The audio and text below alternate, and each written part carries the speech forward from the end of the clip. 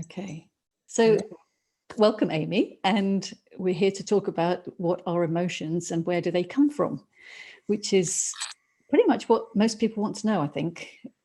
A lot of people don't realize that's what they need, that's what they're looking for, though, is it? It's, yeah. And there are so many emotions. It's such an interesting subject, I think. Yeah. No, I love that.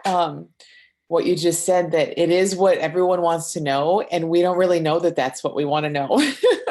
I just had a workshop this weekend and we talked about that so much, where it's like the worst thing that can happen to us is a feeling. Almost everything we do in life is to get more of some feeling or avoid some feeling, right? So feeling and emotion, we'll just say they're the same thing. Almost everything we do is wanting more of this and less of this. And the this isn't the thing or the life circumstance or whatever. It's really just a feeling. And when we talk about it, when people listening now can probably be like, oh, that makes sense. But I think you're right that we don't see that every day, all day. We just think we want a nice business or a good relationship, or we're afraid to do this, or we don't like that, so it's great to look at what's really beyond that. Yeah. So what do you think is not the most important, but the most common emotion that people struggle with? Oh, that's a good question. I think they can all be, well, here's the thing, like they can all be super exciting and they can all be horrible. Even happiness and joy and excitement. I have so many people, because I work with a lot of people with habits, as you know, and people will say, well, I run to my habit when I'm really excited or anticipating something. And I did too. So, and which just doesn't make sense on one level, that, it throws our mind for a loop there, because it's like we think that we do these things to avoid bad feelings, but I think really it's like just a heightened energy sometimes freaks us out a little bit. We're used to a certain, or we are comfortable in a certain level. So yeah, I think any emotion can be felt as good or bad, but probably, fear is a big one. Fear is a huge one that people don't want to face, or feel. And insecurity is kind of a blanket term, I think, a lot of times, but it's like that feeling. What I think of it as insecurity is like I'm not quite good enough sort of thing, like maybe shame, or like, I'm not good, I'm not measuring up, or I'm afraid. I'd say those are two big ones that we try to avoid a lot. I know a lot of people do ask about anxiety, and are you putting anxiety in with that? Yeah, I think it's in with fear. Yeah. Yes. Yeah. And a lot of people seem to live their whole life around trying to avoid that emotion. And when I was talking to Kate a couple of days ago, she was talking about when she was younger and how she thought that she wasn't good enough. And she was completely in fear the whole time. She wouldn't speak to people. She wouldn't do anything. And so many people I've spoken to on here have grown up through their teens and their 20s with so much fear, and being frightened of the fear. Yeah. And it's so big to see. Like, I like that you're saying that so many people grew up with that, because I think probably everyone did in their own way, right? To varying degrees, but everyone has felt that. And sometimes in really crippling ways, and sometimes in less crippling ways. And I think that just that alone is huge to see. Huge, because then we kind of like, it always feels personal and meaningful and important, and like we're the only ones. Or even if there's other people, your mind will find this way of, no, yours is different and yours is true and theirs isn't, like it always is going to feel like that. So to kind of level the playing field. As I know, like all the teachers you've had on here have been through that. Everyone we know has been through that. Everyone listening has been through that. And there really aren't any exceptions. We can try to make ours special and different, but it's such a universal phenomenon. Yeah, that's true. Actually, I was thinking, because I wasn't aware of fear being a big thing for me. And that's another thing, isn't it? It's because it becomes such a constant, it seems normal. Yeah. Because it's there all the time, it seems like it's normal, and you don't even realize it's there a lot of the time. Yes. So I wouldn't have even said that fear was a big thing for me, because I wasn't really anxious type, but I was still doing things to avoid it, to be better, and to be loved more, and to be, still feeling not good enough. And so I think that you're right. It is very. So where do all these emotions come from? Because that's what one of the things that we were going to talk about. Well, where they don't come from is what we're doing in life.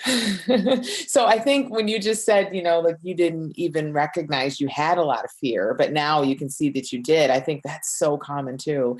And in part, that's because, in part, like you said, because we get used to it, but also in part because we have these ideas and theories that fear comes from certain things. So we'll just, like I just thought, well, graduate school is hard. People are anxious in graduate school. So I was dealing with crippling anxiety when I was there, but in some, and I definitely knew it at one point, but at some point, I just walked around with a pretty high level of it, and it didn't even look like I was anxious. You could have asked me and I'd be like, no, I'm just in grad school. This is just school. I'm not anxious. It's not me. It's that, And so that's where fear doesn't come from, and anxiety and feelings and emotions don't come from, is what we're doing. It's always coming from within us. And I think it's so huge and different for people to kind of take that peek under the curtain and see, like, what is this feeling? What is it? What is it really? And I'm not saying this is like the answer, but this has been super helpful for me, and a lot of people I've shared it with, that really, when we look, what feeling is energy. Everything's energy. Everything we feel is energy. So it's like, it's energy moving through us. And that as that energy moves through us, as it always is, it brings certain sensations, like physical sensations. So we might have a feeling, and you might feel it in your stomach if you pay attention. Now, many of us are in our heads and not paying attention, but if you were to go into your body and feel it, it's this energy. And maybe you feel it as a tightening somewhere, your muscles tighten, or you feel it in your stomach or your chest or your throat or wherever people feel it. And in and of itself, it's just energy that we feel physically, period. It's not fear yet. It's not anxiety yet. It's not joy. It's not happiness. It's not good. It's not bad. It's not comfortable. It's not uncomfortable. It's just energy moving through our body that's manifesting physically, period. And that's kind of crazy to think about, right? Like, before our head gets involved, which we'll get to in a second, before our mind gets involved, it's all the same. It's all the same. So we feel that energy, we feel this tightening, whatever we're feeling, physical stuff. And at the same time, our mind is labeling it. Our mind is saying, ooh, I don't like this. Ooh, I like this. More, less, scary, happy, fun, not fun, And again, like we said early on, it's crazy to think that we go to scary movies. We go to sad movies. So no one dislikes fear in and of itself. It's that story that comes with it, right? It's that, oh, this thing's scaring me. It means this about me. Now, we're not thinking that consciously all the time. We're not doing it on purpose, So it's like, so it's not us telling that story. And just so everyone knows listening, it's not about us like changing the story. It's more about seeing, wow, there's nothing wrong. There's just energy moving through me, before my mind comes in and slaps a label on it. And then we experience it as all this stuff that we say we love or hate and avoid. And it totally runs our life in a sense. Because again, we're avoiding certain things, moving toward things, making our life small, letting our life be big, all because of what our mind tells us about this energy. And what's going through my mind now is when I was a therapist myself, I don't do it now, but when I was a therapist before I had this understanding, I believed, and I even shared with the people who came to see me, that uncomfortable feelings were very important, and that they meant something, that they had to take notice of them, and that they had to work out, what did it mean?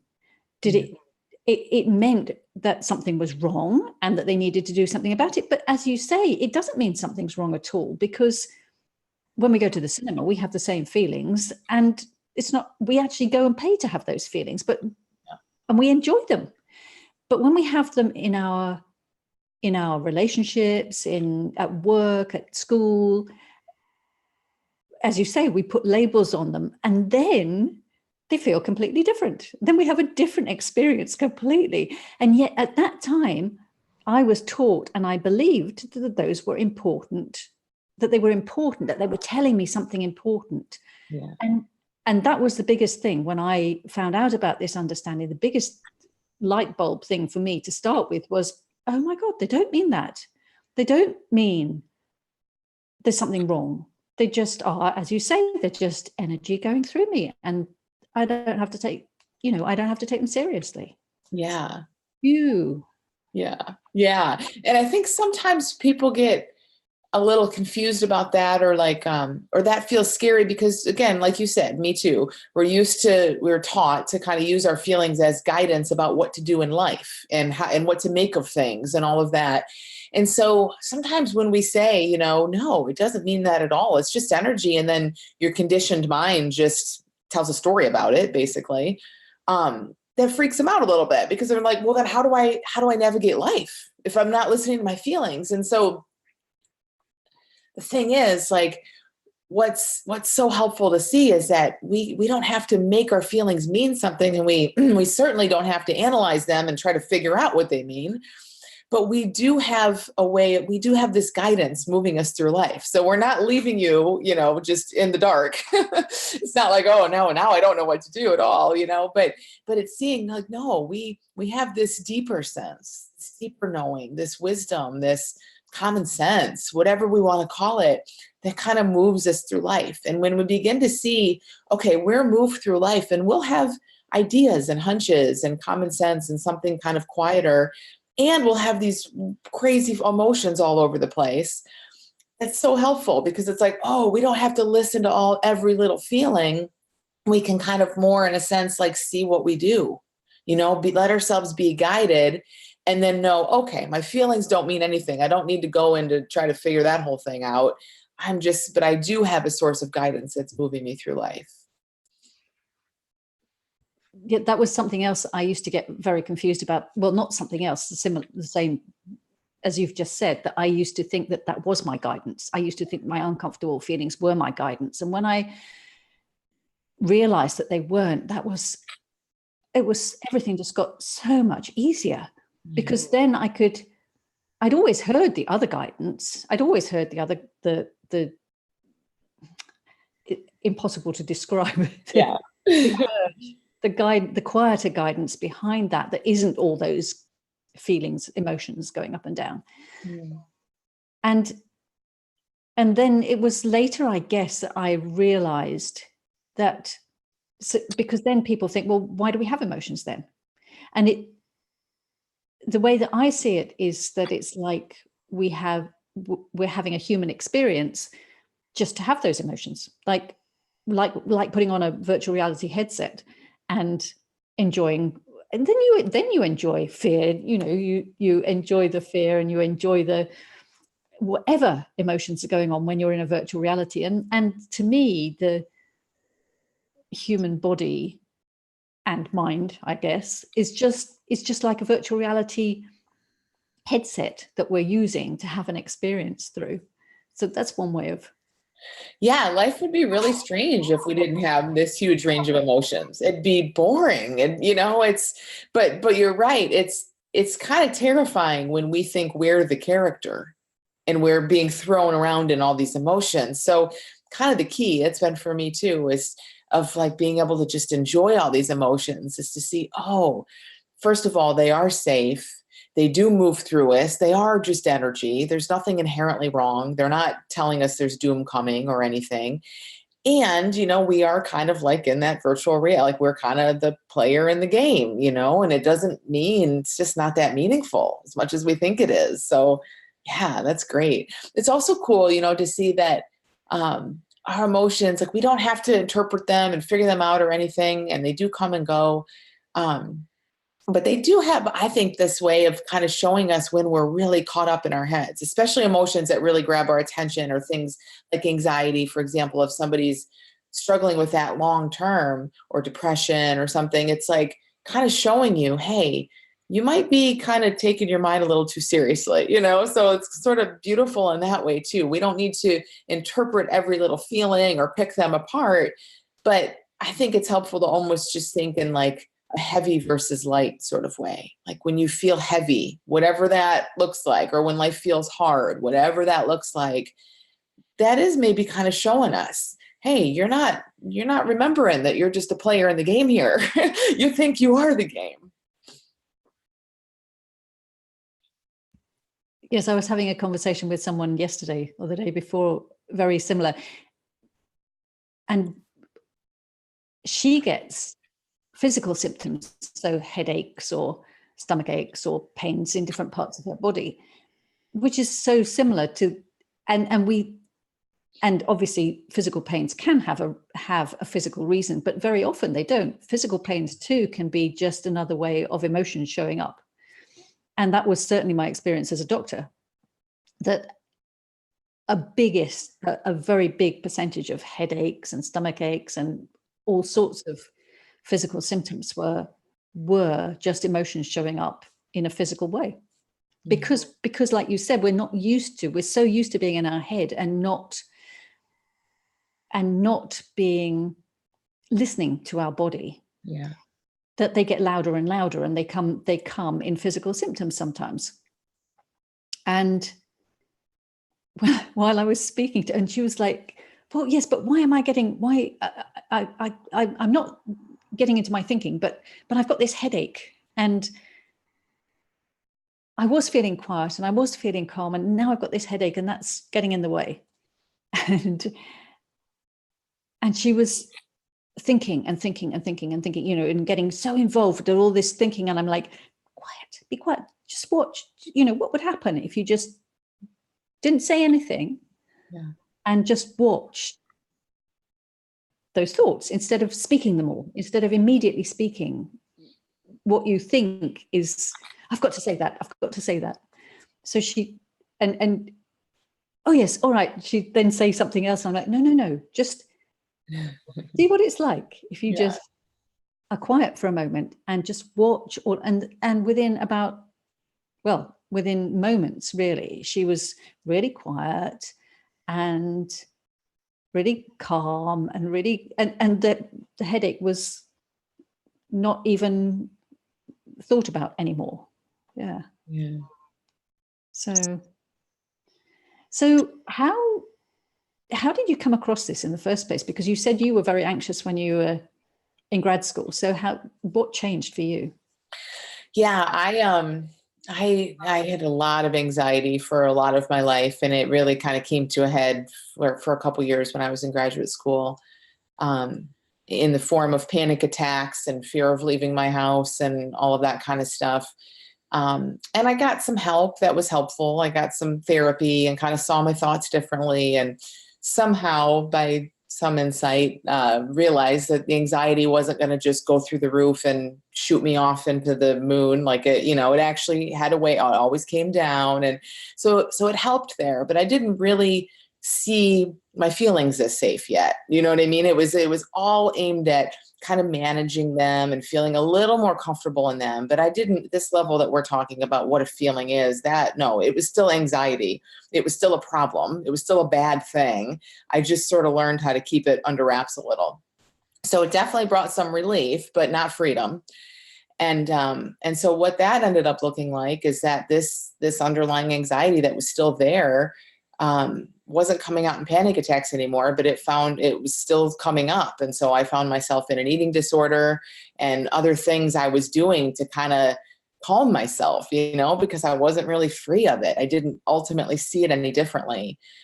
So I fast forward another 10 years or so and was still caught up in a lot of that. And I was a therapist at the time, a coach, like using a lot of these, not what we're talking about, but other tools I had learned. And they weren't helping. And I just was so blessed to come across this bigger understanding that we're sharing. And it just changed everything very quickly for me. And it doesn't always super quickly for everyone, but it did for me. So I was hooked and I started, sharing it with my clients, and yeah, it was just a beautiful thing. So you just said about the eating disorder. So could you explain a little bit more about what's the eating disorder got to do with emotions? Yeah. I was in a place like many of us are, where I thought everything I thought meant something, like you just said. We've been taught that. And I had lots of ideas about how things should be, and particularly about how things should be, like we started this conversation, so that I could feel okay.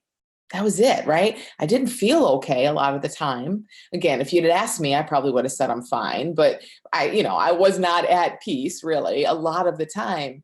And so, as minds do, my mind was kind of like, well, what do I do? And how do I have a good life? And how do I feel better? And not even consciously, but just constantly looking for ways to calm down. And I think somewhere along the way, I just, stumbled upon the fact that if I ate a bunch of food, it calmed me down for a minute. Or if I drank something, it calmed me down for a minute. If I smoked at the time, if I lit a cigarette, it calmed me down. And I just, my mind made up all these connections, like, ooh, it's coming from that. And then, because I was a perfectionist to add on to it, and, I didn't like that I did those things. So I tried really hard to not do those things. So then I decided, no, ultimately I'll feel better if I don't eat anything, if I stop drinking, if I stop smoking, which put all this pressure on me to be perfect in that way, which made me eat, drink, and smoke more. So, so that those behavioral cycles just got into play really quickly. And they always looked like the problem. The behaviors looked like and they do for everyone I talk to. The behavior looks like the problem, but I can see now those behaviors were never, ever the problem. The deeper problem, if we want to call it that, just an innocent misunderstanding, is that when I didn't feel well, I really took that seriously. I thought, this is a problem. I need to fix it. I didn't get that it's just energy moving through me and that my mind was just slapping labels on it. It looks so big and personal. And I just see that all the time. But it's a great question to kind of really see, wow, that's how so many of these habits and behaviors we get into.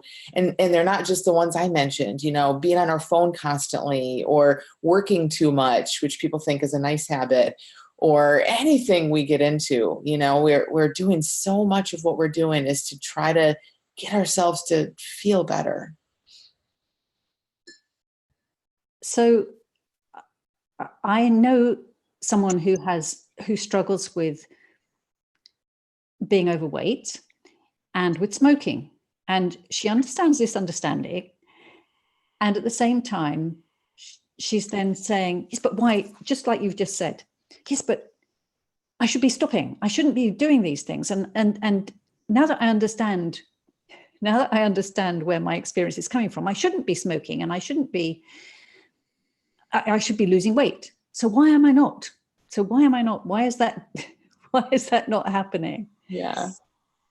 And yeah, what would you say about that? Yeah. Well, there's a lot of levels of understanding this understanding, right? So literally, life is just moment to moment. We can understand stuff. We all do. And we can understand it in a big picture and in an intellectual way and all that good stuff. But moment to moment to moment, this is where life is, right here, right now, the energy moving through us, the thought that's created through us right now. So in that moment, when she's saying, I should be stopping, and she's feeling all this, well, she's not seeing that that's made up in that moment. Maybe the next moment she is, and that's a beautiful thing, but that's all of us, that's how we are. It's moment to moment to moment. So whenever our mind goes to that high, well, if I know this, then this, yeah, in theory, but in theory doesn't help you in life. It's moment to moment what you see. But the more we tend to explore this, I'm sure for her, the more she softens into this and gets a little more sensitive to to what a rigid mind feels like for her. So when she's putting her foot down, as everyone does, me too, saying, I get it. Why is this happening? Then that's going to start to wake her up to, like we said earlier, of like, oh, wait, I'm really tight and tense and angry. I'm thinking something and thinking it's real. Exactly. I was just thinking about the heaviness, what you said about the heaviness. As soon as you recognize the heaviness, when you start to realize, oh, yes, that's the heaviness, that means that's more of that stuff that I'm taking to be serious. Exactly. That's huge because it assumes that, it kind of takes the position that by nature, we're not heavy. By nature, we're light.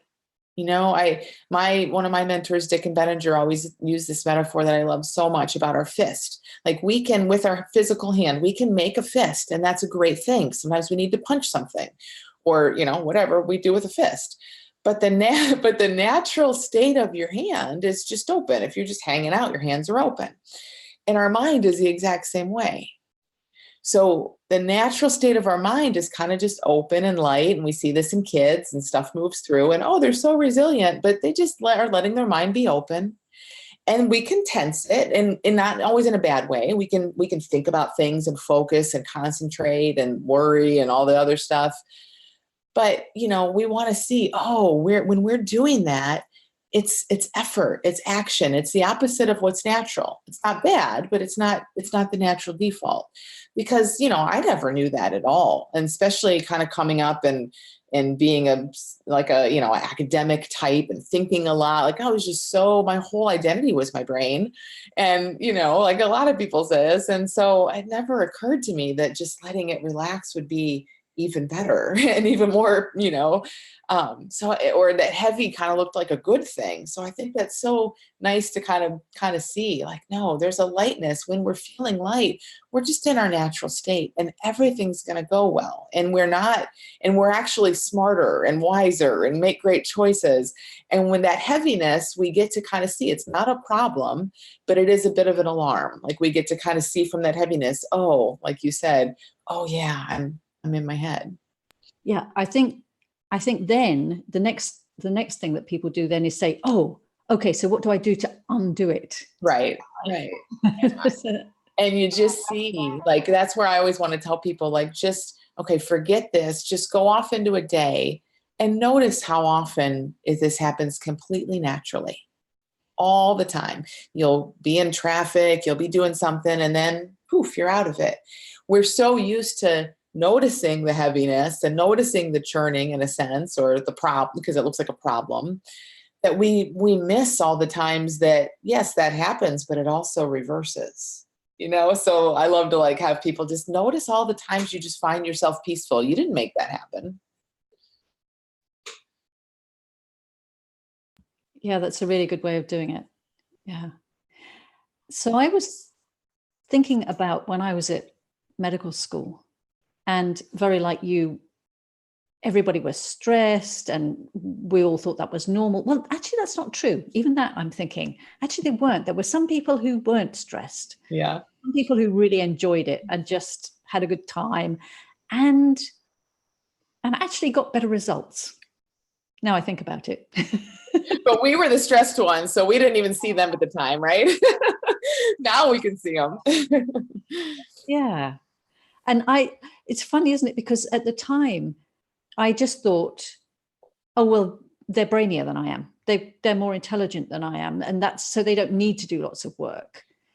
And I could not give myself permission to have time off, to relax and enjoy. And I had to be working all the time, taking it seriously and really working all the time, which now I can see is counterproductive.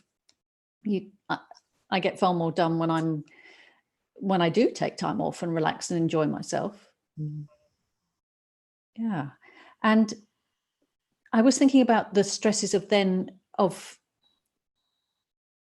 when doctors then become doctors, when medical students then become doctors and junior doctors, and how stressful that seemed, particularly because we were taught not to have emotions. right? You don't show emotions in front of patients. You hide your emotions. You can't do your job if you're having emotions.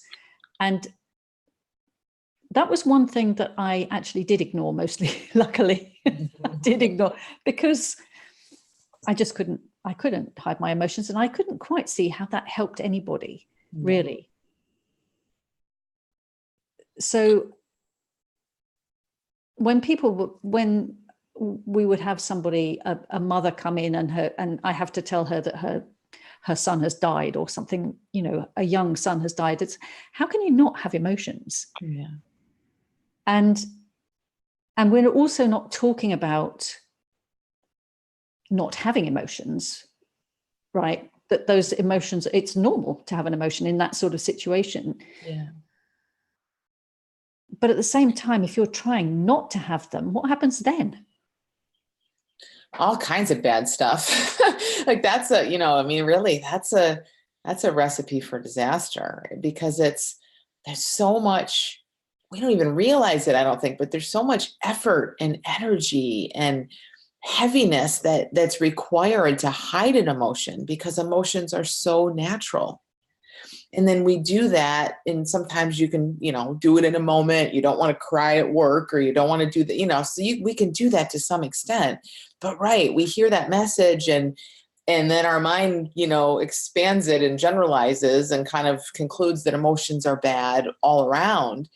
And then we end up going through life just not wanting to feel. And I think that's, better than me probably, but I think that's where a lot of disease and all kinds of things come from, right? Is that exactly?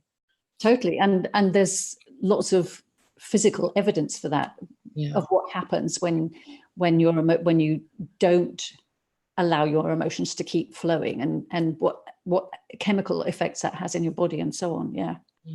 I mean, the comparison with what you were saying about not taking breaks and working and seeing that, oh my gosh, it's counterproductive. It makes sense in some weird linear logical way in the moment. The more I work, the more I'll get done, the better it'll be. But it doesn't actually work that way. It actually works the complete opposite. It feels like the same with this. It's like we think like, oh, I just won't feel that. I'll feel it later. I'll grieve later. I'll just push this away and it'll go away. But it's the complete opposite. It's so much more easy and natural and efficient and healthy to just let it be there. And ironically, the more open we are and not afraid of our emotions and just let them be there, they just aren't that big of a problem. When you're okay just feeling what you're feeling, because you just see really like everyone has this energy, everyone's mind tells stories about it. We experience it the way we experience it, and it can't hurt you. Now, again, like if we fear it, it's our fear and our resistance and our stories we tell about it. Like that stuff over time, it sure looks like it can kind of hurt. It can give us some negative effects, right? But the emotion itself wasn't the problem. That was the misunderstanding that hurt us. It was our innocent getting in the way that hurt us. So the feeling was never a problem. It was never dangerous, ever, and never, ever is. It's only good. Yeah, there are two more things about that. That one is that we were more or less taught that we would be weak, that we would be showing weakness if we showed emotions. And the second thing was that it was not professional, and it was not good. The patients wouldn't like it if you showed emotions, which actually was not true. I had the experience myself that wasn't true, that patients felt much more cared about and understood if you had emotions too. They fully understood. If you're telling someone that a loved one has died, why wouldn't you be crying? It's like, and it certainly doesn't show weakness. That actually shows strength. Yeah. Because you're okay with your feelings. It's not showing weakness at all. Yeah. Strange things that we've learned to believe. It's so funny too, the disconnect between how we experience having these emotions and emitting these emotions and how other people experience it. And that's kind of what you're saying. Like, and I just just came off this workshop I did this weekend, so it's on my mind a lot. But there was a man there who was brand new to this understanding, dragged by his girlfriend. And I warned him on the first night. I said, just so you know, the ones who get dragged along usually get hit the most. And he totally did. This big guy, just such a sweetheart. But, you know, he was just sobbing at the end of our last day, and with peace, with joy, and like, oh my gosh, and thank God, and I see it differently. And I don't know what he was feeling, but I know I've been in that, and you're sobbing in front of a group, and part of you, you know, you feel good, but part of you is like, oh my gosh, am I really crying this much? And, you know, how's my makeup and whatever. But everyone in that room fell in love with that man. We are in love with him right now because we just saw that humanness.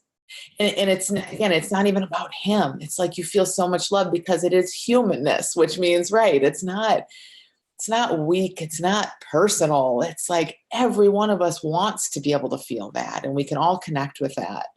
So yeah, there's that disconnect. Like, you know, we are telling a story in our heads as we're emoting. Yet when other people are emoting, we're drawn to them. If anything, we're so connected to that.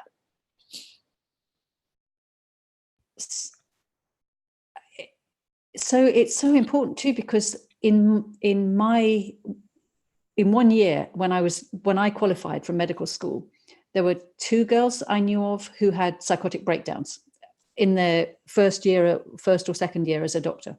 Mm-hmm. And actually, it surprises me that more didn't.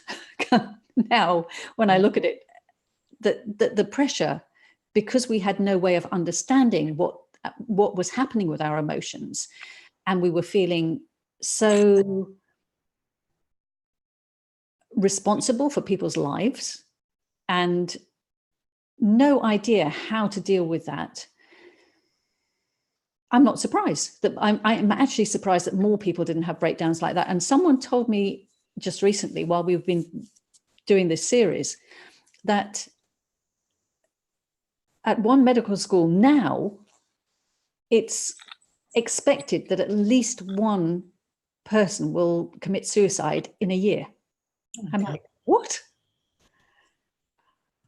And it's if all of them understood this that we're explaining about emotions, and that even when you're feeling that bad, even when you're feeling that heavy, it's just an emotion that you don't have to be frightened of, that you don't have to escape from in that way. Yes. Yeah. You know, look at children. I mean, children feel so many emotions. They feel and express them so deeply, and they don't fall into these issues that we're talking about because the emotion itself is never the problem. They aren't yet caught up in the trying to hide it and not feel it and judge it and make it personal. That's the only problem here. I mean, and that's just gigantic to see. Emotion is so safe. It's so healthy. It's so natural. It's so impersonal. It's so universal. But we get these ideas, every single idea anyone listening to this has about what you should feel, what you shouldn't feel, how much of it is okay, throw it away. It's not true. It really isn't. I mean, how the heck do we know? We aren't in charge of our emotions. Like, they just show up. So isn't that even kind of crazy? That something that just shows up through us, we're going to then put a bunch of limits and judgments on, like as if we created it and put it there to begin with. We didn't. It's created through us. We don't have the experience of making ourselves feel certain things. I mean, we can play with that a little bit, but we're not that good at it from what I've seen. It's a pretty natural thing. It's like trying to create the weather. Like, we can complain about the weather and judge it all you want, but at some point it's like, well, hey, what are we wasting our time for? If we can see that about emotion, that yes, every idea we have about how much, how little, which kinds, what it all means, they're all thoughts that aren't true. Yeah. And the next thing that happened after I trained in medicine, I did psychotherapy. Well, I did sexual and relationship therapy to start with. And I've told this story before. At the end of my sexual and relationship therapy training, my husband left me, and I was like, hang on a minute. I'm supposed to be an expert in this, and I have no idea what's happened and why it's happened, and even the months before that, all I was so much in my mind. It was so much trying to work out what was wrong with me, what was wrong with him, what we should be doing, and every emotion that came up, I shouldn't be feeling that, and I shouldn't be feeling this. And the biggest difference I noticed when I came across this understanding was how many people had happy relationships and were happy. Whereas the therapists that I'd worked with and the relationship therapists that I'd worked with all had relationship problems they couldn't deal with. Yeah. And it was a bit of a clue too, really, that we just were not taught what to do, what emotions meant, what to do with them, where they came from. Yeah. It's a bit confused, that's all. Yeah. Yeah. So, yeah. So what was your workshop about, this workshop that you've just done? Well, the theme was the vertical dimension of life. So we kind of contrasted, we looked at how we live in our heads at times. And that's, again, like our fist is closed. It's a beautiful ability, right? We need to think about things. And sometimes we're very linear, and I could be on this webinar on time because I know what day it is and what time it is, and, all that kind of stuff. And that's not it. There's a whole life beyond that thinking. And, and it's so funny. Like, we all know that in some way, on some level, we all know that, but to really just explore it and say, hey, there's so much more to life than what our emotions and our senses and our eyes and our brains tell us. There's this whole other dimension. And so we get caught up in this, horizontal linear, like, this is my problem, and here's this, and how do I fix it? And my habit's a problem, and my feelings are a problem. My anxiety's too much. And we try to fix it in that way, and it doesn't get us very far. But when we see how that works and we just let our mind settle down, we fall into this space that's always there. It's always been there. All the solutions are there. All the peace we could ever want is right there. We just don't know to look to it because it's kind of invisible until it isn't, So it was really beautiful. But so much of what we're talking about now ties into that, because, again, I think the core of everything is we don't want a feeling, or we do want a feeling. We're afraid of certain feelings. So we come up with certain thoughts. So we do certain behaviors. And before we know it, we're calling that behavior the problem. Like with my eating disorder, right? Like, I don't like feeling this, so I'm going to eat. And now I eat too much, and now I have to fix my eating problem. So I'd go to therapy and just talk about food. And it was like 5 steps removed, way more than that, really, from what was really going on, So I love, just the spirit in which we're talking of, like, this whole conversation is like looking at, hey, here's how it looks. It feels this way. It looks this way. But it's really just energy. And what if you just let your mind relax and see it in a bigger way? Everything is okay. Everything we're doing in life has a certain logic to it and makes perfect sense when we can sort of see beyond the little stuff. I mean, the people having the psychotic breaks in medical school, and even the suicides and all that, it has a certain logic. It makes perfect sense on this little horizontal level, on this little, physical level. But when we kind of see, no, wait, what if there's more to it? What if it is all just energy, and it is okay, and it is safe? Oh my gosh, like, so much opens up. Yeah. And when you say it's all energy, you mean not just the emotions, but us as well? Yeah, I kind of mean everything. Because I think it's all the same thing, right? The way I see it is there's just one energy, and we're manifestations of it. And I love, that's a great point. It's a great segue into this thing about emotions too, that, again, we'll have our favorites and our least favorites, and that's okay. We're human. And as long as you have a brain, you're going to have preferences, very, very functional, right? It's a great thing. But is anger really any different than excitement, than joy, than depression, than grief? Again, this is what our brain slaps on these labels and gives them these different titles as if they are actually different things. But if we back up a step, or we jump in an airplane and we see it from a different perspective, it's like, oh, it's all energy. And it just kind of manifests in slightly different ways. And the thoughts that label that energy, same thing, that's energy too. And it just manifests as in different ways. And you and I and the picture behind you and the flowers behind me, all energy, just taking a different temporary physical form.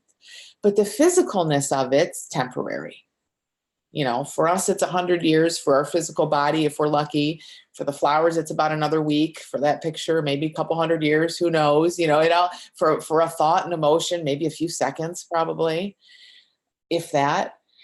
But, you know, it's all the form is temporary in that sense, and it's one energy. And I think that's such a beautiful place to look, because I don't know, I hope people listening get the feel for that, of like, wow, I'm hanging on the form so much. We all are, saying, I don't like this. I want more of that form, less of this form. But what if we look at what's beneath it more and more?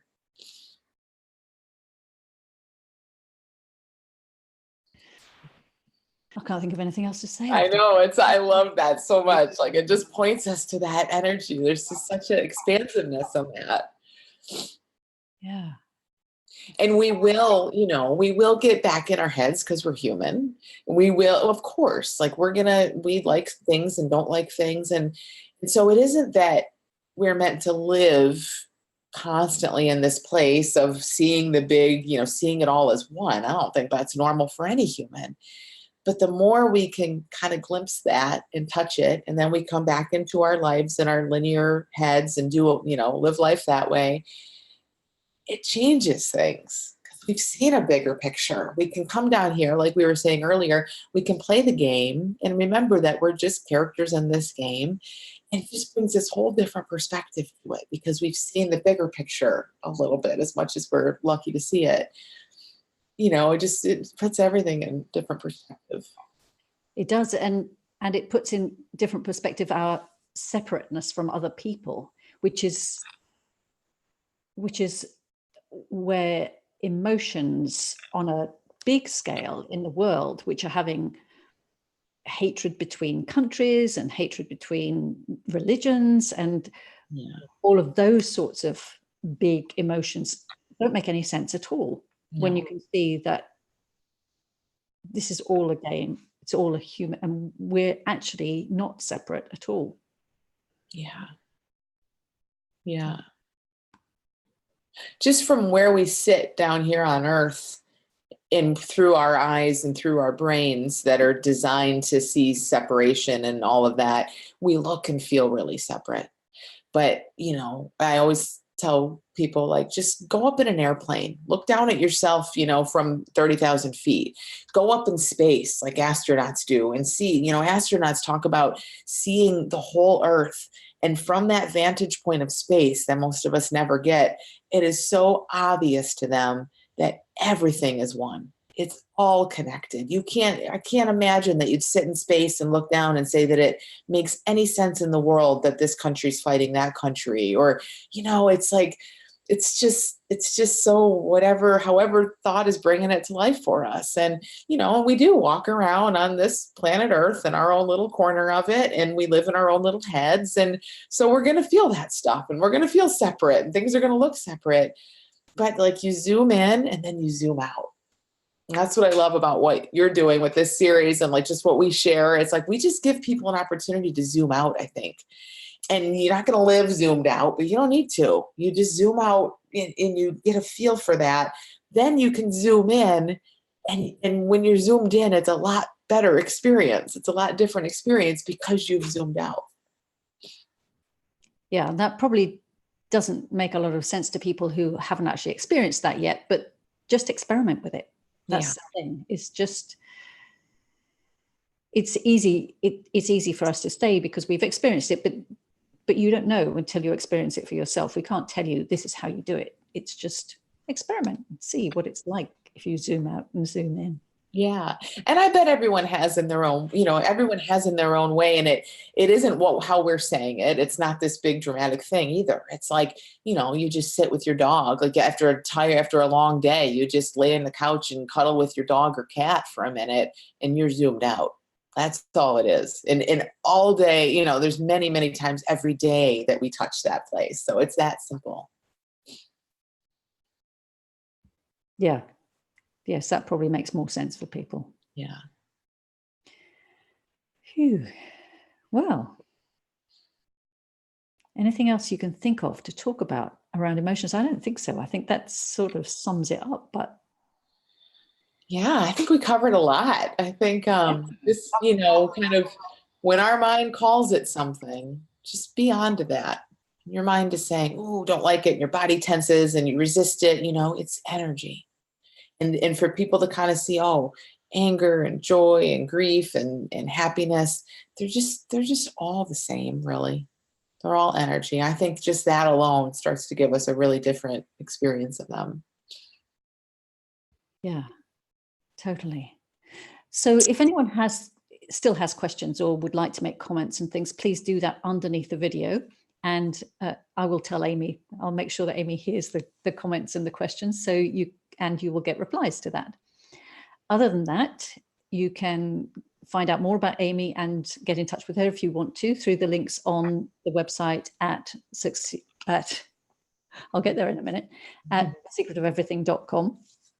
And the link for that will be underneath the video too. So thank you so much, Amy. That's been really wonderful. Wonderful. Yeah, it's been great talking with you. Thank you so much. Me too. So I'll speak to you again soon. Thank you very much. See you later. Bye.